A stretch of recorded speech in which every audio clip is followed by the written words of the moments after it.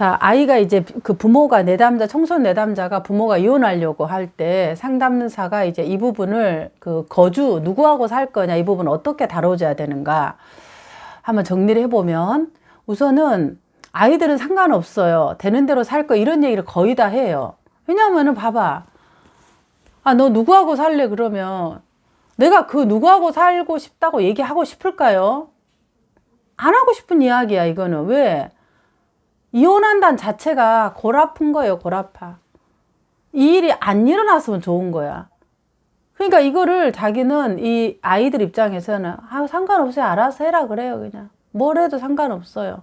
이렇게 얘기를 하는 한 부류가 있고 또 아이들은 고민이 돼요. 엄마하고 살아야 되나, 아빠하고 살아야 되나. 이제 고민을 시작하는 거죠. 같이 살았으면 좋겠는데. 그래서 어떤 내담자는 이혼을 엄마 아빠가 이혼을 못한 이유가 아이가 절대로 아빠가 있어야 된다. 그러니까 아빠가 뭘 안 해도 괜찮으니까 일주일에 한 번이라도 집에 오더라도 괜찮으니까 무조건 집에 있어서 이혼하면 안 된다. 이렇게 아주 자기의 생각을 집요하게 얘기하는 청소년도 있어요.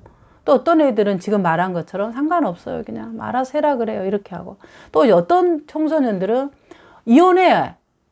제발 이혼해. 왜 이렇게 살아? 이렇게 이제 대략 세 부류가 있어요. 그러면 마지막 세 부류는 이혼해 이 말은 폭력이 있거나 부모 중에 한 분, 주로 피해자라고 생각한 부모 대부분 이제 어머니잖아요. 어머니가 너무 폭력에 노출되어 있거나 매일 울거나 맞거나 너무 이제 이거 볼 때 이 지긋지긋한 거예요. 폭력의 현장이. 그럴 땐 차라리 엄마 이혼해 살아 우리 생각하지 말고 그렇게 자녀들이 얘기하는 부류가 있어요. 그럼 이건 좀 덜 고민돼요. 왜냐 때렸다는 것이 명백하기 때문에 고민이 되지만 적어도 이 폭력이라는 것에서 분리될 수 있기 때문에 고민이 덜 돼요. 고민은 동일하게 되지만은. 그렇지만 이제 두 번째는 뭔가 상관없어요. 어떻게 해도 이 말은 내가 정말로 이혼하지 않기를 바라는데 요청을 해요. 엄마 꼭 이혼해야 되겠어? 아빠 꼭 이혼해야 되겠어?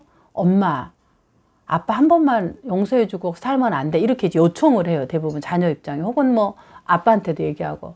그렇게 요청하는 것은 정말로 이혼하지 말아라는 거잖아. 같이 부모랑 살기로 하는. 그런데 어려울 것 같아.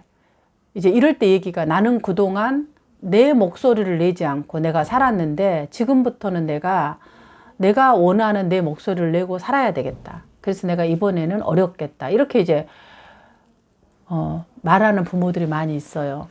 그건 이제 부모의 입장에서는 메이크 센스 되고 나를 위해서는 괜찮은데 자녀 입장에서 볼 때는 자녀는 이제 이거 포기가 됐구나. 내가 쓸 수 있는 카드가 없구나 하니까 상관없다는 거예요.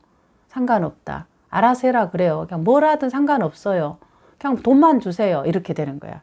내가 쓸 용돈 막 받으면 돼요 하고 기대치를 확 낮춰버리는 거예요. 이게 이제 이런 심리에 대한 것들을 조금 이해하는 게 필요하겠죠. 첫 번째는 어떤 거예요? 첫 번째는 이혼에 대해서 하지 말라고 이제 얘기를 하면서 계속 눈치를 보는 거예요. 내가 엄마한테 가면 아빠한테 가면 이 말은 둘 다 사이가 좋은 거예요.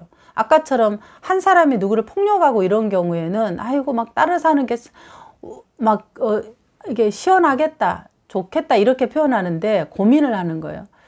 아빠한테 가야 되나 엄마한테 가야 되나 이렇게 고민하는 거는 둘 다 관계가 좋은 거예요.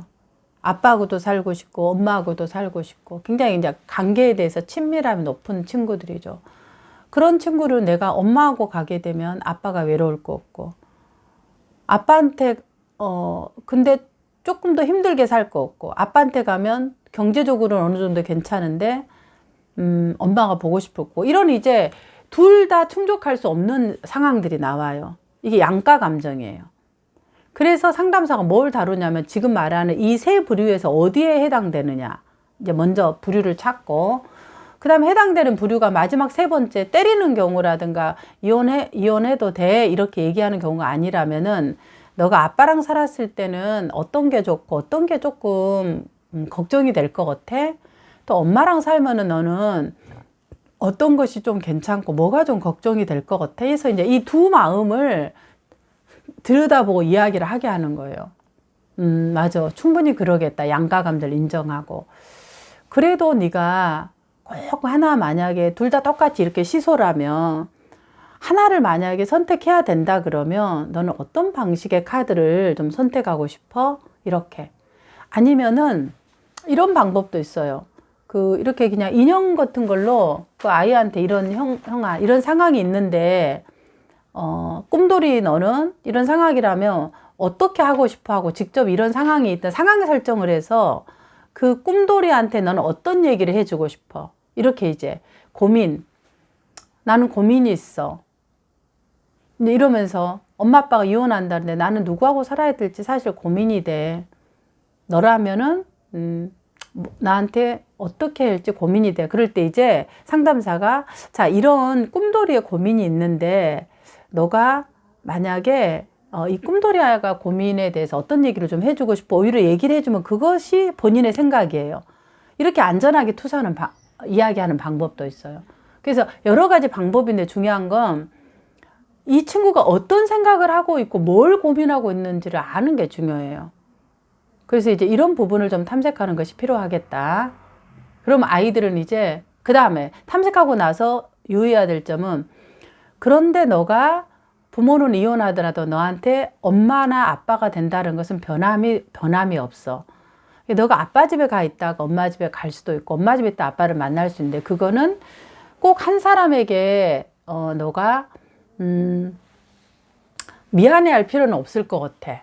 이런 이제 충성심에 대한 이야기를 해야 돼요. 왜냐하면 내가 엄마가 아빠를 너무 싫어하는데 내가 아빠를 만나면 좋아. 왜냐하면 이제 한 번씩 만나니까 막 사주란 걸 다 사주고 돈도 주고 용돈 주고 그러니까 경제적으로는 좋은 거예요.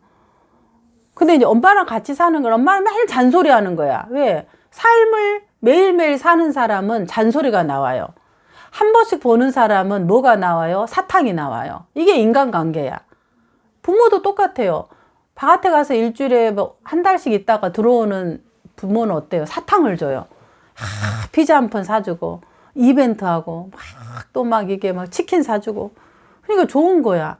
근데 매일 키워주고 뭐하고 이런 부모는 어때요? 매일 잔소리를 해야 되는 거야.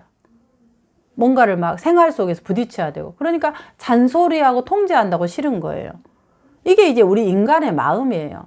그게 너무너무 싫은 거야. 엄마가 나를 통제하는 거 없고 나를 올가매는 거 없고 근데 아빠는 한 번씩 만나면은 나에게 옷도 사주고 용돈도 주고 또 이야기도 들어주고 그러니까 이야기를 들어주는 것으로 마음을 아는 거예요. 돈도 툭툭이 주고 근데 이 엄마는 같이 있으면 매일 삶의 쓴소리 보약을 쓴 보약을 주는 거야.